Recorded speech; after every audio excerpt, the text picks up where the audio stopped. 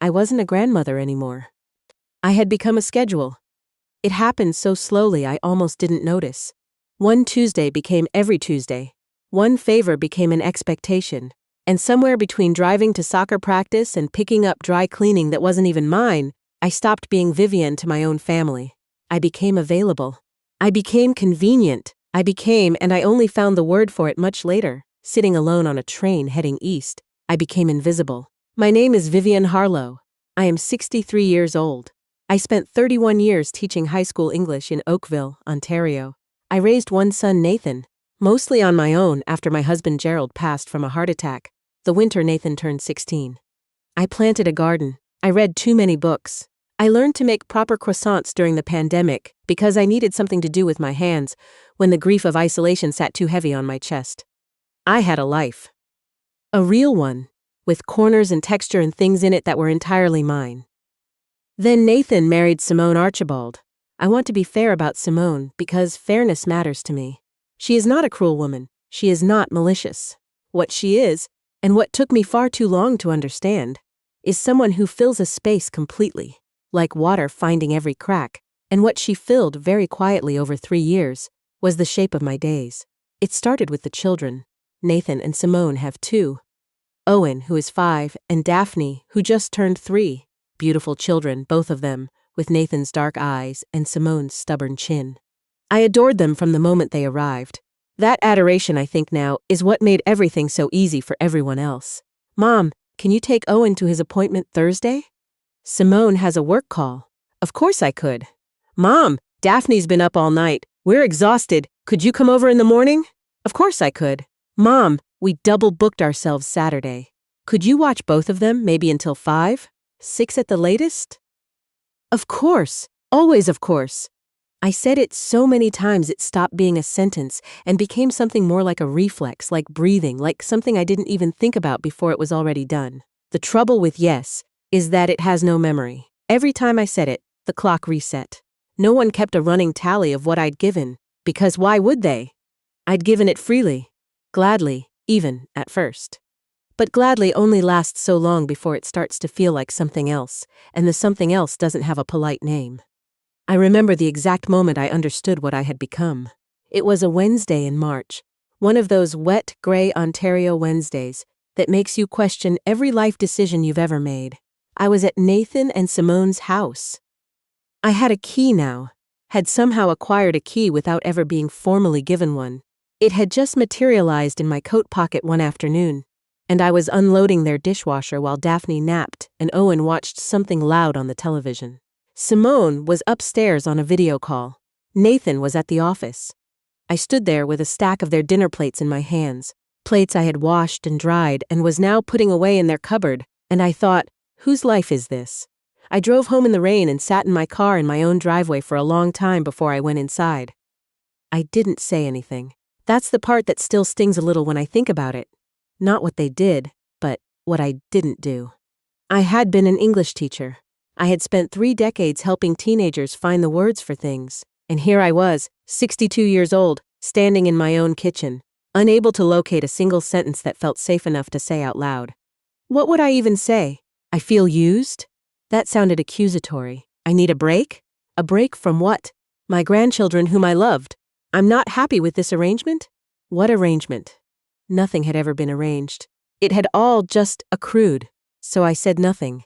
And the weeks continued. April brought Simone's new project at work, which meant she needed me Tuesday, Wednesday, and Friday mornings.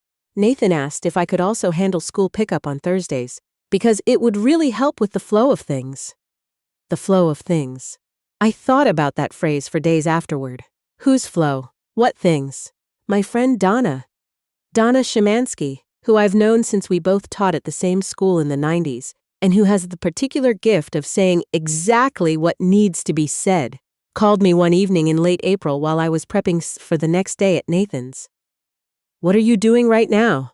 she asked. I told her. There was a pause on her end. "Vivienne," she said carefully, "when did you last do something just for you?" I laughed. It came out wrong, too sharp, like something I hadn't meant to drop. "I'm serious," Donna said. "When?" I couldn't answer her. And that inability to answer a simple question. was what finally cracked something open in me. I lay awake that night thinking about a conversation Gerald and I had once, years ago, when Nathan was small. We were talking about retirement, the vague, dreamy way you talk about things that feel impossibly far away. Gerald had said he wanted to see Quebec City in the winter. He'd seen photographs of the Chateau Frontenac wrapped in snow, and it had never left him. One day he'd said, "We have time."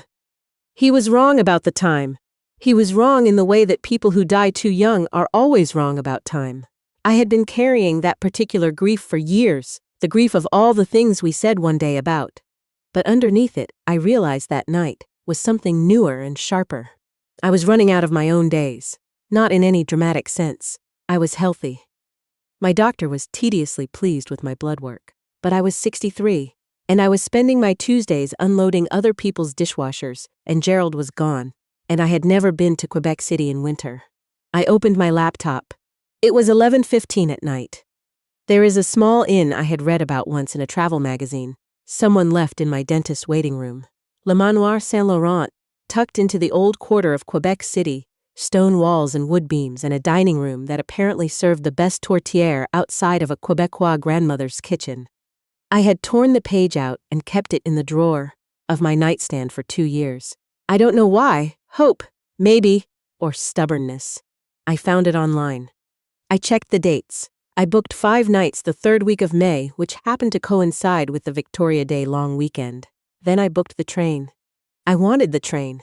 I wanted to sit and watch Ontario slide past and not be responsible for anything moving at speed. And I went to bed. I slept better than I had in months. I didn't tell Nathan and Simone. I know that requires some explanation. I didn't tell them because I knew what would happen if I did. There would be a conversation. The conversation would begin reasonably and end with me feeling guilty about something I had every right to do, and I would either cancel the trip or spend the entire 5 days feeling like I'd committed some minor crime. I had seen this pattern clearly enough by now to know its shape in advance, so I said nothing. I marked the dates on my calendar in pencil, quietly, like a small private act of resistance. The week before I left, Simone texted me on a Monday evening. "Hey Vivienne, just confirming you're okay for the Thursday and Friday that week. Owen's got his thing at school Friday morning. Would be great if you could be here by 8. I looked at my phone for a long time. Then I typed back, "Actually, I won't be available that week. I'm going to be away." Her response came in under a minute.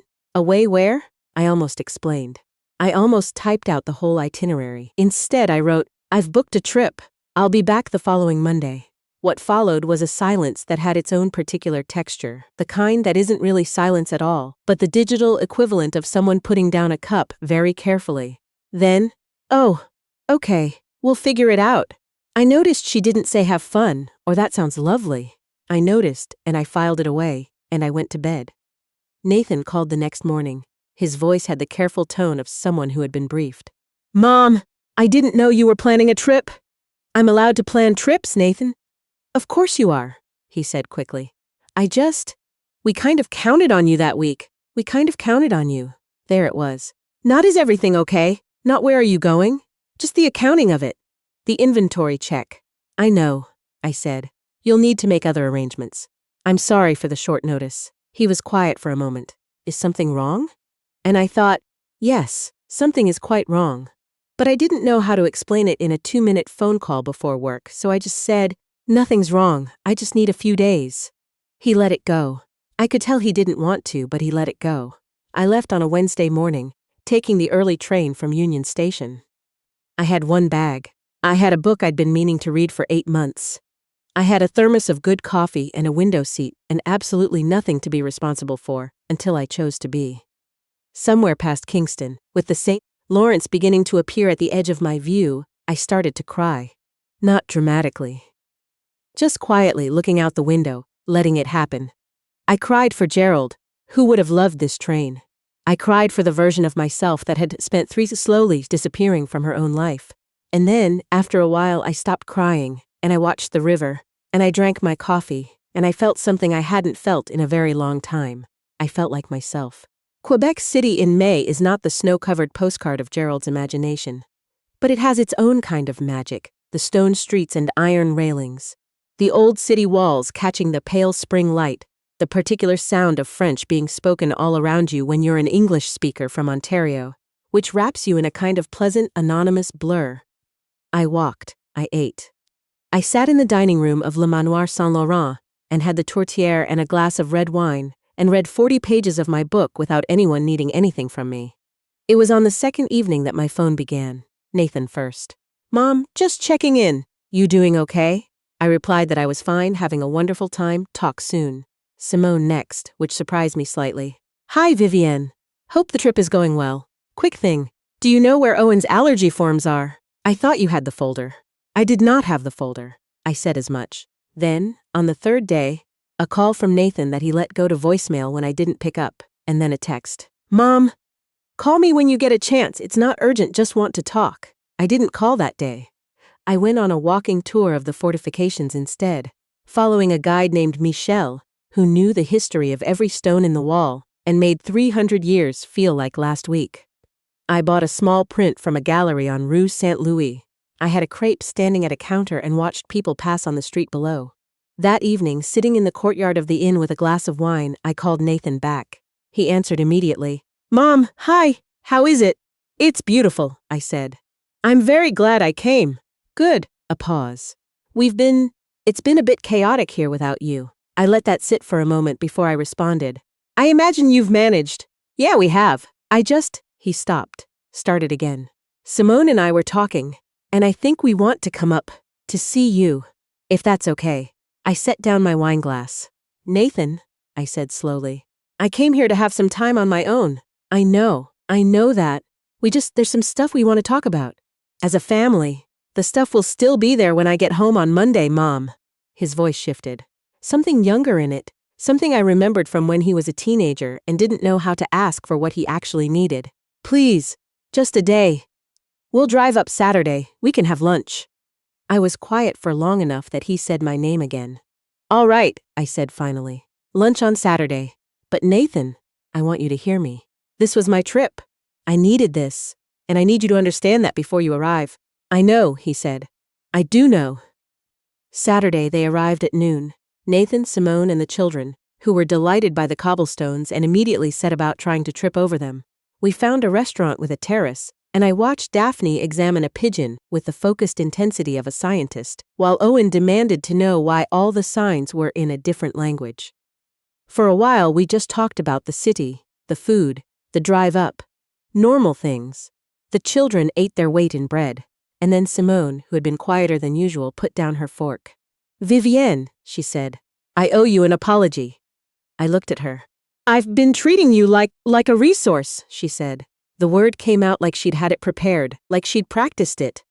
Not like Nathan's mother, not like the kid's grandmother, more like someone who was just there to fill in the gaps. She paused. "And that wasn't fair. It wasn't fair, and I'm sorry." Nathan was looking at the table. "I want to say something too," he said. He looked up at me. "I let it happen. I didn't push back when I should. I just thought because you always said yes, that meant you were okay with it. I know that's not an excuse." I took a breath. The terrace was full of people in the spring afternoon, voices overlapping, Daphne now trying to feed her bread to the pigeon. "I love Owen and Daphne more than I can say," I told them. "And I love you, Nathan. And Simone, I want us to have a real relationship, not just a logistical one." I paused. "But I had a life before I became a grandmother. I still have that life. And it matters." Simone nodded. Her eyes were bright. "I should have said this months ago," I continued. "That's on me. I kept saying yes because I didn't want to seem difficult, and that was my mistake as much as yours. But from now on, when I say I'm not available, that means I'm not available. Not as a punishment, just as a fact." "Okay," Nathan said, quietly, like he meant it. "And," I added, looking at Simone, "I think we should sit down when I get home and actually talk about what reasonable looks like. Not a schedule built around your needs, a conversation built around all of ours." Simone reached across the table and put her hand over mine. It was unexpected, and it undid me slightly, in the way that unexpected kindness sometimes does. "Yes," she said. "I'd really like that." Owen knocked over his water glass at that precise moment, and the conversation ended in the way most meaningful conversations in families end.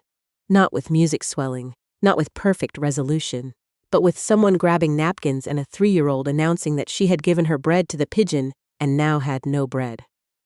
I laughed. A real laugh, the kind that comes from your chest.